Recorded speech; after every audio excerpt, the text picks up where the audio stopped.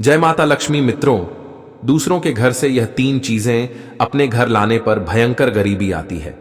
मित्रों, अगर आप सभी ने दूसरों के घर से यह तीन चीज मांगकर अपने घर में रख लेते हैं तो आपके घर में कंगाली आ जाएगी। आपके घर से माता लक्ष्मी रुष्ट होकर चली जाएंगे और भगवान शनिदेव का प्रकोप आप पर बरसने लगेगा। और मित्रों, आपको आर्थिक समस्याओं का सामना करना पड़ेगा और एक एक पैसे के लिए मोहताज होना पड़ेगा। तो मित्रों, ऐसी कौन सी तीन चीज हैं जो कि दूसरे के घर से मांगकर अपने घर लाने पर भयंकर गरीबी आती है? मित्रों, दूसरे के घर से ये तीन चीज लाने पर आर्थिक समस्याएं आती हैं। मित्रों, एक हंसते खेलते और खुशहाल परिवार की चाहत सबको होती है। परिवार में खुशी का माहौल बना रहे, इसके लिए हम लाखों उपाय भी करते हैं, लेकिन कई बार अनजाने में की गई कुछ गलतियां परिवार की खुशियों को तबाह कर देती हैं। दरअसल जाने अनजाने में हम कुछ ऐसा काम कर जाते हैं जो वास्तु के मुताबिक गलत होते हैं और जिसका दुष्प्रभाव हंसते खेलते परिवार को झेलना पड़ता है। वास्तु शास्त्र के मुताबिक कुछ ऐसी चीज हैं जो कभी भी दूसरों के घर से अपने घर में नहीं लानी चाहिए, अन्यथा हंसते खेलते परिवार को नजर से लग सी जाती है। मित्रों, हमारे जीवन में कुछ ऐसी समस्याएं आती रहती हैं जो कि उन समस्याओं का समाधान किसी न किसी वस्तु से हो ही जाती है, चाहे वह धन हो, चाहे ग्रह गृहस्थी की कोई सामान हो। मित्रों, हम सभी को कुछ ऐसी चीज हैं जो दूसरों से मांगना पड़ता है और कुछ दिन अपने घरों में रखने के बाद हम उस वस्तु को देना भूल जाते हैं। मित्रों, हमारे गांव के क्षेत्र में बहुत सारे लोग गरीब ही रह जाते हैं, वह आगे नहीं बढ़ पाते हैं। उनके घर में माता लक्ष्मी रुकती नहीं है, एक द्वार से आती हैं और दूसरे द्वार से चली जाती है। मित्रों, माता लक्ष्मी को हम सभी के घर में ना रुकने का कारण यह तीन वस्तुएं भी हो सकती हैं। तो मित्रों, मैं आप सभी को ऐसी कौन सी तीन चीज है जो कि किसी के घर से मांगकर अपने घर में नहीं लाना चाहिए, इस प्रश्न का उत्तर एक कथा के माध्यम से आप सभी को बताने वाले हैं। तो मित्रों, आप सभी को इस कथा के माध्यम से एक गहन जानकारी देने वाले हैं। तो मित्रों, आप सभी को वह तीन चीज कौन सी हैं जो दूसरों के घर से अपने घर लाने पर भयंकर गरीबी आती है? इस प्रश्न का उत्तर जानने से पहले अभी तक आप लोगों ने वीडियो को लाइक नहीं किया है तो वीडियो को लाइक कर दीजिए और मित्रों, साथ में हमारे YouTube चैनल को सब्सक्राइब कर लीजिए और बेल नोटिफिकेशन को ऑल पर सिलेक्ट कर दीजिए और कमेंट बॉक्स में जय माता लक्ष्मी कमेंट करना ना भूले। जो भी कमेंट बॉक्स में जय मां लक्ष्मी कमेंट करेगा उसके घर में माता लक्ष्मी सदैव निवास करेंगी। मित्रों, चलिए आप सभी का ज्यादा समय नष्ट ना करते हुए कथा को सुनाना प्रारंभ करते हैं। मित्रों, एक बार की बात है, समुद्र की गहराइयों में स्थित क्षीर सागर, वहां का दृश्य अत्यंत दिव्य और मनोहर था। क्षीर सागर में लहरों के बीच में शेष नाग की शैया पर भगवान विष्णु सुकून से विराजमान थे। उनका नीलवर्णी शरीर दिव्य आभा बिखेर रहा था, चारों ओर दिव्य प्रकाश था और वातावरण में शांत संगीत की ध्वनि गूंज रही थी। इसी बीच एक पावन पथ से, आकाश मार्ग से होते हुए देवर्षि नारद जी नारायण नारायण का जाप करते हुए वहां पर पहुंचते हैं। नारद जी के हाथ में उनका दिव्य वीणा था और मुख पर हल्की चिंता की रेखाएं थीं। भगवान विष्णु ने नारद जी को देखा और मंद मुस्कान के साथ कहा, पधारो नारद, तुम्हारा स्वागत है। ऐसा प्रतीत होता है कि तुम कुछ व्यग्र हो। क्या बात है? क्या तुम्हारे भ्रमण में कोई अनहोनी घटी है? नारद जी ने शीश झुकाकर भगवान विष्णु को प्रणाम किया और कहा, हे प्रभु, मैं अभी अभी पृथ्वी लोक से लौट कर आ रहा हूं। पृथ्वी का भ्रमण करते हुए मैंने एक अत्यंत विचित्र दृश्य देखा। हे प्रभु, वह दृश्य देखकर मेरे मन में एक प्रश्न ने जन्म लिया, तो मैं उसी प्रश्न का उत्तर जानने के लिए आपके पास आया। तब भगवान श्री विष्णु जी कहते हैं, हे देवर्षि नारद जी, आपके मन में जो भी प्रश्न है वह निसंकोच होकर पूछ सकते हो। मैं तुम्हारे उस प्रश्न का उत्तर देने के लिए तैयार हूं। तब देवर्षि नारद जी कहते हैं, हे प्रभु, आपने तो मुझे घर की कौन सी चीज है जो दान करने से भयंकर गरीबी आती है, यह तो आपने मुझे बता दिया, परंतु आज मैं यह जानने के लिए आया हूं कि घर की ऐसी कौन सी चीज है जो दूसरे के घर से मांगकर अपने घर लाने से भयंकर गरीबी आती है। हे प्रभु, इस प्रश्न ने मुझे बहुत ही ज्यादा परेशान किया है, तभी मैं इस प्रश्न का उत्तर जानने के लिए आपके पास आया हूं। तब भगवान विष्णु कहते हैं, देवर्षि नारद, आज आपने दोबारा फिर से मनुष्य जाति के कल्याण के लिए एक महत्वपूर्ण प्रश्न किया है। यहां प्रश्न प्रत्येक मनुष्य के लिए लाभदायक है। हे देवर्षि नारद, इस प्रश्न का उत्तर मैं तुमको एक कथा के माध्यम से बताऊंगा। उस कथा को तुमको शुरू से लेकर अंत तक पूरे ध्यान से सुनना होगा। तब देवर्षि नारद जी कहते हैं, हे प्रभु, आपके मुख से कथा सुनना कितने सौभाग्य की बात है प्रभु। मैं आपको विश्वास दिलाता हूं कि मैं आपकी सुनाई गई कथा को प्रत्येक मनुष्य के बीच में विस्तारित करूंगा। आगे भगवान श्री विष्णु जी कहते हैं, हे देवर्षि नारद, इस कथा को जो भी श्रोतागण पूरे ध्यान से सुनता है, उसके घर में एक रूपवान और गुणवान पुत्र की प्राप्ति होती है। तो मित्रों, मेरी आप सभी से यही आग्रह है कि आप सभी लोग भी इस कथा को शुरू से लेकर अंत तक अवश्य सुनना, क्योंकि कथा को सुनने मात्र से ही पुत्र की प्राप्त होती है और उसके घर में माता लक्ष्मी सदा के लिए वास करती हैं। तो मित्रों, कमेंट बॉक्स में जय मां लक्ष्मी कमेंट करें। तो चलिए मैं आप सभी को वह कथा सुनाना प्रारंभ करते हैं। मित्रों, आगे भगवान श्री विष्णु जी देवर्षि नारद जी से कहते हैं, हे देवर्षि नारद जी, एक बार की बात है, उत्तर प्रदेश में एक शोभायमान नगरी थी। उस नगरी में एक राधिका नाम की स्त्री अपने पति और सास ससुर के साथ निवास करती थी। राधिका एक पतिव्रता स्त्री थी जो सत्य और धर्म का पालन करने में तत्पर और गृह कार्य में दक्ष थी। राधिका का स्वभाव अत्यंत दयालु प्रवृत्ति का था। राधिका किसी को भी चिंतित नहीं देख पाती थी।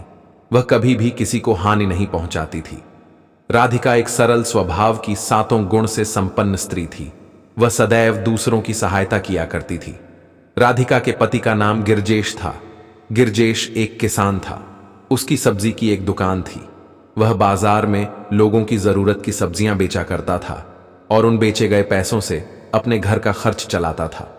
उसकी सब्जी की दुकान पूरे मध्य प्रदेश में मशहूर था। सभी लोग गिरजेश को बहुत सम्मान देते थे। राधिका अपने पति से बहुत अधिक प्रेम करती थी। वह अपने पति को ही पति परमेश्वर मानकर उसकी सेवा करती थी। राधिका माता लक्ष्मी की एक बहुत बड़ी भक्त थी, इसीलिए वह एक पतिव्रता स्त्री थी। राधिका नित्य पति से पहले जागती थी, अपने घर के आंगन को स्वच्छ करती थी, फिर स्नान आदि कार्य संपन्न करके वह तुलसी को जल देती थी और देवी देवताओं का पूजन करती थी। राधिका अपनी माता लक्ष्मी की उपासना किया करती थी। इस प्रकार से वह रोज अपने नित्य कर्म करती थी। राधिका ने कभी किसी का अनादर नहीं किया। वह सभी के साथ मधुर वाणी में बातें करती थी। सभी लोग राधिका को देखकर कहने लगे थे कि यह तो साक्षात लक्ष्मी के समान गुणों वाली स्त्री है। राधिका अपने परिवार का कितने अच्छे से ख्याल रखती है, उनका आदर करती है, कभी किसी से झगड़ा नहीं करती है और सभी का कहां सुनती है। अपने पति के कहे अनुसार कार्य करती है। कहते हैं ना कि जिस स्त्री के अंदर सच्चे गुण होते हैं, वह स्त्री कभी किसी का अहित नहीं चाहती है और उन सभी का सम्मान करती है। यहां तक कि दान धर्म भी खूब करती है। राधिका के द्वार पर जो भी याचक आता है, वह उसे दान दक्षिणा दिए बिना वापस नहीं भेजती थी। उसके द्वार से कोई खाली हाथ नहीं जाता था। जो भी भूखा उसके द्वार पर आता तो वह उसे भरपेट भोजन करवाकर ही लौट आया करती थी, जिससे उसके द्वार पर आए हुए सभी याचक अत्यंत प्रसन्न होकर उसे आशीर्वाद देकर ही जाते थे। मित्रों, इसी तरह राधिका का समय व्यतीत हो रहा था। एक दिन राधिका का पति सुबह होते ही बाजार के लिए निकल जाता है, तो राधिका अपने सास और ससुर के साथ घर में अकेली बचती है। राधिका सारा काम धाम करके जब आराम करने बैठती है, तभी अचानक से बारिश होने लगती है और राधिका की गाय बारिश में भीग रही थी और ठंड बहुत तेज थी। तब राधिका अपनी गाय को अपने घर लाने के लिए सोचती है, परंतु वह बाहर जाती तो भीग जाती। तभी उसने अपने पड़ोस वाले घर में गई और कुंडी खटखटाई। तभी राधिका की पड़ोसन बाहर निकलती है और राधिका से कहती है, हे बहन, आज तुम हमारे घर अचानक से क्यों आई हो? तब राधिका कहती है, हे बहन, मेरी गाय बाहर बारिश में भीग रही है और मुझे तुम्हारा छाता चाहिए। मैं तुमसे तुम्हारी छतरी मांगने आई हूं। तब राधिका की पड़ोसन कहती है, हे राधिका बहन, आप जो भी चाहे वह ले जा सकती हैं। उसके बाद पड़ोसन राधिका को छतरी दे देती है। राधिका अपनी पड़ोसन से छाता ले लेती है और उसको धन्यवाद कहकर वह अपनी गाय को लाने चली जाती है। राधिका गाय को लेकर आती है और घर में एक किनारे खूंटे में बांध देती है। फिर राधिका वह छतरी पड़ोसन को देने को सोचती है, परंतु वह छाता भीग जाने के कारण सूखा नहीं था। तभी राधिका उस छतरी को घर के कोने में सूखने के लिए रख देती है। जब वह छाता सूख जाता है तब राधिका सोचती है कि लाओ, मैं पड़ोसन को उसका छाता दे देता हूं। वह छतरी देने ही वाली थी कि तभी द्वार पर एक ब्राह्मण आ जाता है। वह ब्राह्मण द्वार से खड़ा होकर आवाज देता है, हे बहन, कुछ खाने को दे दो, मुझे बहुत जोर की भूख लगी है। तभी राधिका वह छतरी घर के कोने में रख देती है और ब्राह्मण को घर के अंदर बुलाती है और उस ब्राह्मण को भोजन कराती है और भोजन करने के बाद उसे दान आदि देकर विदा कर देती है। उसके बाद राधिका उस छतरी को देना भूल जाती है। वह छाता राधिका के घर में ही रखा हुआ था और जब शाम को राधिका का पति जब घर वापस आता है तो भीग जाने के कारण कपड़े गीले हो जाते हैं और गिरजेश के पास कोई सूखे वस्त्र नहीं बचे थे, क्योंकि जो घर पर गिरजेश के वस्त्र थे वह सब भीग कर गीले हो चुके थे। तब राधिका कहती है, हे स्वामी, आप अभी रुकिए, मैं अपने पड़ोसन बहन के पति के कपड़े मांग कर ले आती हूं। अगर आप गीले कपड़े में रहेंगे तो आपकी तबीयत भी बिगड़ सकती है। तब राधिका अपनी पड़ोसन के पास जाती है और दरवाजा खटखटाती है और कहती है, हे बहन, बारिश हो जाने के कारण आज मेरे पति भीग गए हैं, तो कृपा करके आप मुझे अपने पति के कुछ कपड़े दे दीजिए।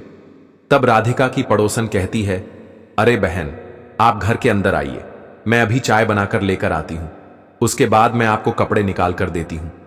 तब राधिका कहती हैं, अरे नहीं बहन, अभी अभी मेरे पति बाजार से आए हैं, बारिश होने के कारण उनके सारे वस्त्र गीले हो चुके हैं, जिस कारण मैं तुम्हारे घर कुछ कपड़े मांगने के लिए आई हूं। तब वह पड़ोसन कहती है, रुको बहन, मैं अभी तुमको अपने पति के कुछ वस्त्र लाकर देती हूं।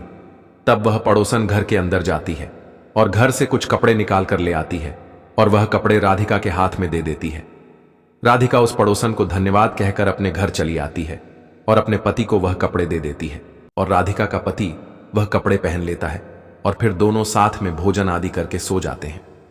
जब सुबह उसका पति उठता है तब राधिका घर का सारा काम धाम करके पूजा कर रही थी। तभी राधिका का पति गिरजेश उठकर नहाने के लिए चला जाता है और वह नहा धोकर भोजन आदि करके बाजार के लिए घर से निकल जाना है। फिर राधिका घर का सारा काम धाम करके अपने पति के कपड़े धुल देती है और वह कपड़े धूप में सूखने के लिए डाल देती है। जब कपड़े सूख जाते हैं तो वह कपड़े घर को ले आती है और घर में रख देती है। राधिका अपनी पड़ोसन के कपड़े देना भूल जाती है और उस पड़ोसन के कपड़े राधिका के घर में ही रखे रह जाते हैं। और मित्रों, एक दिन राधिका घर का काम कर रही थी, तभी उसके घर कोई आता है और उसका दरवाजा खटखटाता है। जब राधिका दरवाजा खोलती है तब वह देखती है कि उसके मायके से उसके माता पिता और भैया और भाभी आए हुए थे। वह उन सभी को देखकर बहुत प्रसन्न हो जाती है और सबको प्रणाम करती है और घर के अंदर बुलाती है। जब वह घर के अंदर बुलाती है तो उनको बैठाने के लिए एक कुर्सी कम पड़ रही थी, तो वह सोचती है, मैं अपने पड़ोसी से एक कुर्सी मांग लेती हूं, बाद में मैं वापस कर दूंगी। तब राधिका अपनी पड़ोसन के पास जाती है और कहती है, हे बहन, आज मेरे घर मेरे माता पिता और भैया भाभी आए हुए हैं, तो मुझे उनको बैठाने के लिए एक कुर्सी दे दो, मुझे एक कुर्सी कम पड़ रही है। तब राधिका के पड़ोसन कहती है, अरे बहन, अभी मैं तुमको कुर्सी लाकर देता हूं, मेरे घर में बहुत सारी कुर्सियां हैं। तब वह पड़ोसन एक कुर्सी लाती है और राधिका को दे देती है और कहती, हे बहन, ये कुर्सी तुम अपने घर में रख सकती हो, क्योंकि हमारे घर में बहुत सारी कुर्सियां हैं। तब राधिका कहती है, अरे नहीं बहन, जब मेरे माता पिता और भैया भाभी चले जाएंगे तो मैं तुम्हारी कुर्सी तुमको वापस कर दूंगी। तब राधिका अपनी पड़ोसन को धन्यवाद कहकर वह कुर्सी अपने घर लेकर चली जाती है और सबको बैठाकर चाय नाश्ता कराती है और थोड़ा बातचीत सभी से करती है। उसके बाद उसके माता पिता और भैया भाभी ने राधिका को घर आने के लिए बुलाया था कि बेटी घर आ जाना, घर में निमंत्रण है। तब राधिका प्रसन्नता से झूम उठती है और बहुत प्रसन्न हो जाती है। उसके बाद राधिका के माता पिता और भैया भाभी वहां से चले जाते हैं और जब राधिका का पति शाम को घर आता है तो राधिका अपने पति से कहती है, हे स्वामी, आज मेरे माता पिता और भैया भाभी आए हुए थे, घर में निमंत्रण है, तो उन्होंने मुझे और आपको बुलाया है। तब गिरजेश कहता है, हे देवी, तुम चली जाओ, मुझे कल बहुत जरूरी काम है, मैं नहीं जा सकता। तब राधिका कहती है, ठीक है, मैं चली जाऊंगी। तब दूसरे दिन होते ही राधिका घर का पूरा काम धाम करके तैयार हो जाती है, परंतु उसके पास पहनने के लिए कोई अच्छे चप्पल नहीं थे जिसे वह पहनकर अपने मायके जा सके। तब राधिका अपने पड़ोसन के पास जाती है और दरवाजा खटखटाती है और पड़ोसन से कहती है, हे बहन, मुझे आपके चप्पल चाहिए। मैं आज अपने मायके जा रही हूं और जब मैं कल वापस आऊंगी तो आपके चप्पल वापस कर दूंगी। तब पड़ोसन कहती है, अरे बहन, मैं अभी तुमको नए चप्पल ला कर देती हूं, आप परेशान मत होइए। तब राधिका की पड़ोसन घर के अंदर जाती है और एक जोड़ी चप्पल निकाल कर ले आती है और राधिका को चप्पल दे देती है। तब राधिका अपने घर आती है और जाने के लिए तैयार हो जाती है। जब वह अपने मायके पहुंचती है तो अपनी माता पिता और भैया भाभी से मिलती है और बहुत ही प्रसन्न हो जाती है। और जब दूसरे दिन उसे अपने घर आना था तब उसे एक बुरी खबर मिलती है कि उसके घर में चोरी हो गई है।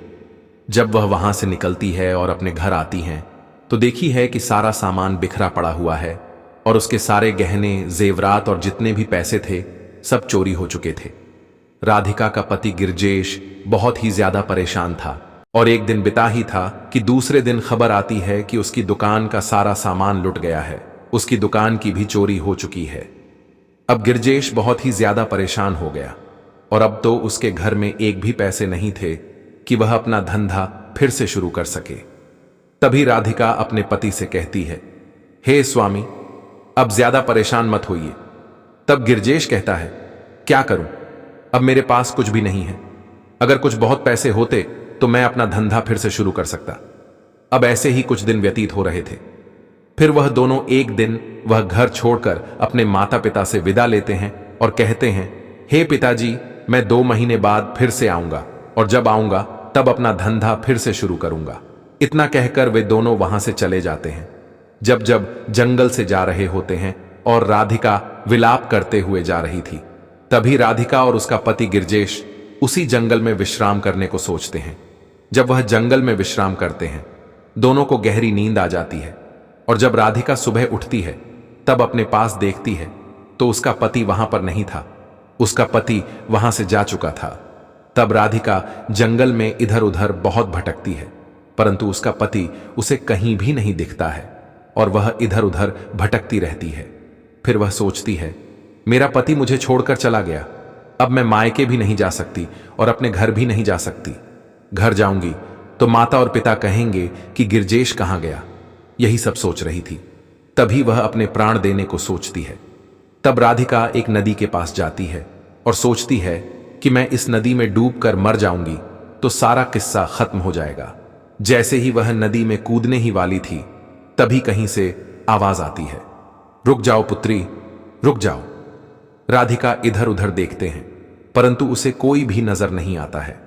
फिर वह सोचती हैं कि यह आवाज कहां से आई है। तभी उस नदी से माता लक्ष्मी प्रकट होती है और राधिका से कहती हैं, हे पुत्री, तुम यह क्या कर रही हो। तब राधिका माता लक्ष्मी को देखकर बहुत ही प्रसन्न हो जाती है और कहती है, हे मां, अब मेरे पास मरने के अलावा और कोई भी रास्ता नहीं है। आपने मेरा घर छोड़कर चली गई। अब मेरे घर में अन्न का एक दाना भी नहीं है और आपके जाने के बाद मेरा पति भी मुझे छोड़कर चला गया है। तब माता लक्ष्मी कहती है, हे पुत्री, आपने मुझे अपने घर से जाने के लिए मजबूर कर दिया था, इसलिए मैं तुम्हारा घर छोड़कर चली गई थी। तब राधिका कहती है, हे मां, मैंने ऐसी कौन सी गलती की थी जिसके कारण आपको मेरे घर से जाने के लिए विवश होना पड़ा। मैं तो हमेशा आपकी पूजा पाठ, आपकी आरती किया करती थी और सदैव धर्म का पालन किया था। तभी भी मुझसे ऐसी कौन सी गलती हो गई कि मुझे यह दिन देखना पड़ रहा है। ऐसी कौन सी गलती हो गई थी जिसके कारण आपने मेरे घर को छोड़कर चली आई। तब माता लक्ष्मी कहती हैं, हे पुत्री, तुमने ऐसी 4 चीजों को मांगा है और उनको अपने ही घर में रख लिया है। अगर यह कोई 4 चीज मांग लेता है और अपने घर में रख लेता है तो उसके घर में मैं वास नहीं करती हूं, उसका घर में छोड़कर चली जाती हूं। तब राधिका कहती है, हे मां, मैंने ऐसी कौन सी 4 वस्तुएं मांगी हैं जिस कारण आपने मेरा घर छोड़ दिया है। तब माता लक्ष्मी जी कहती हैं, हे पुत्री, आपने सबसे पहले अपनी पड़ोसन से एक छतरी मांगी थी। हे पुत्री, वास्तुशास्त्र के मुताबिक हमें गलती से भी दूसरों के घर से छतरी लेकर नहीं आनी चाहिए। कहते हैं कि ऐसा करने से जातक की कुंडली में मौजूद ग्रहों की स्थिति बिगड़ सकती है। यदि मजबूरी में किसी से छतरी मांगनी भी पड़ जाए तो उसे घर के अंदर न लाएं और इस्तेमाल के बाद जल्द से जल्द वापस कर दें। और जो छतरी को वापस नहीं करता है और अपने घर में लाकर रख लेता है तो मैं उसके घर को छोड़कर चली जाती हूं। तुमने अपने पड़ोसन का छाता लेकर आई थी और अभी भी अपने घर में रखी हुई हो, इसलिए मुझे आपका घर छोड़ना पड़ा। और तुमने दूसरी चीज अपनी पड़ोसन की चप्पल मांगी थी, जो आज भी तुम उन चप्पलों को पहने हुए हो। हे पुत्री, कई बार हम दूसरों के घर जाते हैं तो उनके जूते चप्पल इस्तेमाल कर लेते हैं। ऐसा करने में कोई बुराई भी नहीं है, लेकिन हमें कभी भी दूसरों के जूते चप्पल अपने घर नहीं लाना चाहिए। ऐसा करने से दूसरों की नकारात्मक ऊर्जा भी हमारे घर खींची चली आती है, जिससे बन रहे सारे काम अपने आप बिगड़ने लग जाते हैं और इंसान परेशान हो जाता है और उसके घर में आर्थिक समस्याएं आने लगती हैं और मैं भी उसके घर को छोड़कर चली जाती हूं। और तुमने तीसरी वस्तु फर्नीचर की चीज मांगी थी। तुमने अपने पड़ोसन से कुर्सी मांगकर अपने घर लेकर आई हो, जो अभी भी रखी हुई हो। वास्तुशास्त्र के मुताबिक लोग अक्सर जरूरत होने पर दूसरों के घर से पुराना फर्नीचर खरीद कर ले आते हैं। ऐसा करना उचित नहीं माना जाता। कहते हैं कि ऐसा करने से कई बार नकारात्मक ऊर्जा भी साथ में खींची चली आती है। लिहाजा यदि कभी आप पुराना फर्नीचर ला भी रहे हैं तो गंगा जल डालकर उसे शुद्ध अवश्य कर लें। तुमने जब अपने पड़ोसी से कुर्सी लाई थी तब से वह कुर्सी तुम्हारे घर में पड़ी हुई है, जिसके कारण मैं तुम्हारे घर को छोड़कर चली गई। और हे पुत्री, वह चौथी वस्तु है। कपड़े तुमने दूसरों के कपड़े मांगे थे। अगर कोई भी दूसरों के पुराने या फटे हुए कपड़े कभी भी अपने घर नहीं लाने चाहिए, चाहे वे देखने में कितने भी सुंदर क्यों न लग रहे हों। उन कपड़ों में बैक्टीरिया, वायरस या अन्य जीवाणु चिपके हो सकते हैं जो आपके शरीर को बीमार बना सकते हैं। इसके साथ ही दूसरों के शरीर की नकारात्मक ऊर्जा भी आपको मिल सकती है, लिहाजा इससे बचना चाहिए। और ही पुत्री, तुमने इन 4 चीजों को मांगकर बहुत ही बड़ा पाप किया है, जिसके कारण मुझे तुम्हारे घर को छोड़ने पर विवश होना पड़ा। परंतु तुम मेरी सच्ची भक्ति थी। तुमने सदैव ही मेरे नाम का जप और तप किया है, जिसके कारण मुझे अपने भक्तों की रक्षा करनी चाहिए। इसीलिए मैं तुम्हारा मार्गदर्शन बनकर तुम्हारे सामने खड़ी हूं। हे पुत्री, आपने जो भी वस्तुएं अपने घर में मांग कर रखी है वह वस्तु में तुरंत ही वापस कर दीजिए और अब ऐसी गलती दोबारा कभी भी मत करना। तब राधिका कहती है, हे मां, अब मैं दूसरों के घर से कोई भी वस्तु मांग कर नहीं लेकर आऊंगी और इन 4 वस्तुओं को तो कभी भी मांग कर नहीं लाऊंगी, और जो मेरे घर में मांगी हुई वस्तुएं पड़ी हैं वह सब वापस कर दूंगी। तब माता लक्ष्मी कहती हैं, हे पुत्री, तुम अब अपने घर जाओ, मैं तुम्हारा सारा धन और गहने वापस कर देते हैं। तब राधिका कहती है, हे मां, मैं घर कैसे जा सकती हूं? अभी मेरा पति मुझे छोड़कर चला गया है, मैं उसके बिना कैसे घर जा सकती हूं? तब माता लक्ष्मी कहती हैं, हे पुत्री, तुम घर जाओ, तुम्हारा पति तुमसे पहले तुम्हारे घर पहुंच जाएगा। तब राधिका माता लक्ष्मी को प्रणाम करती है और घर जाने के लिए निकल जाती है। और राधिका घर पहुंचती है तो उसके घर में धन ही धन भरा हुआ था। तब राधिका माता लक्ष्मी की पूजा करती है। तो मित्रों, आगे भगवान श्री हरि देवर्षि नारद जी से कहते हैं, हे देवर्षि नारद, अब तुम्हें तुम्हारे प्रश्नों का उत्तर मिल गया होगा। तब देवर्षि नारद जी भगवान श्री हरि से कहते हैं, हे प्रभु, आपने आज मुझे बहुत ही महत्वपूर्ण कथा सुनाई है। इस कथा को मैं पूरे संसार में विख्यात करूंगा और समस्त मानव जाति में इस कथा को विस्तारित करूंगा। तो मित्रों, अगर आप लोग भी इन 4 चीजों को दूसरों के घर से मांगकर अपने घर में रख लेते हैं तो आपके घर में दरिद्रता आ जाएगी।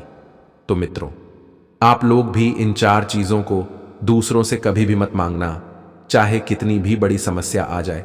अगर मांगना तो तुरंत ही वापस कर देना। तो मित्रों, आप सभी को यह कथा कैसी लगी कमेंट बॉक्स में कमेंट करके जरूर बताएं। और अभी तक आप लोगों ने हमारे इस YouTube चैनल को सब्सक्राइब नहीं किया है तो YouTube चैनल को सब्सक्राइब कर लीजिए और सब्सक्राइब करने के बाद बेल नोटिफिकेशन को ऑल पर सेलेक्ट कर दीजिए। तो मित्रों, कथा को यहां तक देखने के लिए आप सभी को दिल से धन्यवाद। मिलते हैं किसी और पौराणिक कथा के साथ, तब तक के लिए बाय बाय।